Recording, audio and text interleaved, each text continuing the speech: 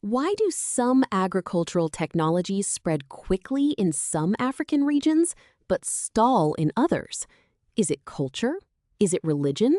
Or is it institutions that shape how culture and religion translate into economic behavior? Amílcar Cabral offers a different entry point. It is narrated that he once spoke with a Fulani chief, agreeing to accept the chief's worldview if the chief could tell him the Fula word for square root. Cabral, a liberation thinker and agricultural engineer, argued that culture is not static.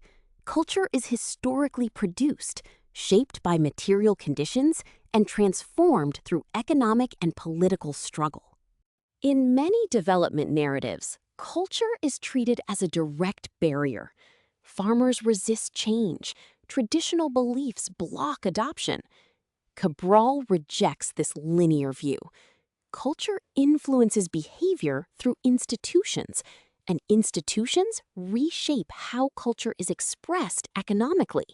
In agriculture, key institutions include land tenure systems, extension services, market structures, education systems, and local governance. Each one shapes how farmers actually decide. Empirical evidence shows large variation in adoption rates across regions with similar cultures but different institutions. Where credit works, adoption rises. Where markets are reliable, farmers adjust fast. Where extension is credible, resistance fades. Religion is often cited in farming choices, but the mechanism is indirect. Religion shapes risk preferences, time allocation, labor organization, and trust networks. These effects depend entirely on institutional context. Cabral emphasized that agriculture is embedded in political and economic structures. Low adoption is not behavioral failure. It reflects colonial land arrangements, weak state capacity, unequal market integration, and limited rural public goods. Adoption is a cost-benefit calculation under constraints.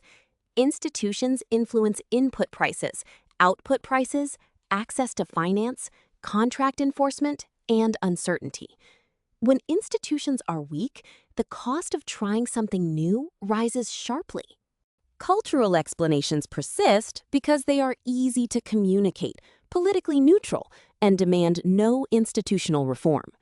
But they obscure policy responsibility. If behavior is shaped by institutions, policy failure cannot be blamed on culture alone. Evidence shows adoption rises when land rights are secure, input markets are competitive, credit is accessible, extension services are credible, and output markets are reliable. These are institutional conditions, not cultural transformations. The real question is not why farmers resist modern agriculture.